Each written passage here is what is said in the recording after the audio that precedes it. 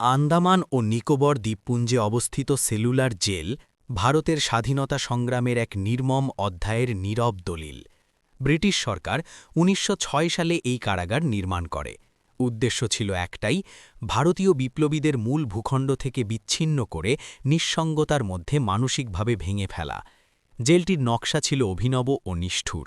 ৭টি উইংসের ভিতর ৬৯৩টি সেল বা কক্ষ, মাঝখানে একটি পর্যবেক্ষণ বা ওয়াচ টাওয়ার। প্রতিটি সেলে একজন মাত্র বন্দী, যাতে কেউ কারো সঙ্গে কথা বলতে বা যোগাযোগ করতে না পারে। এই শাস্তিই পরিচিত ছিল কালাপানি নামে।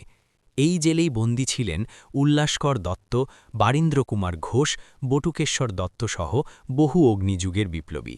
তাদের দিয়ে জোর করে ঘানি টানানো হতো, দেওয়া হতো অমানবিক পরিশ্রম ও নির্যাতন। তবুও ব্রিটিশ শাসন ভাঙতে পারেনি এই মানুষগুলোর স্বাধীনতার সংকল্প। আজ সেলুলার জেল একটি জাতীয় স্মৃতিসৌধ।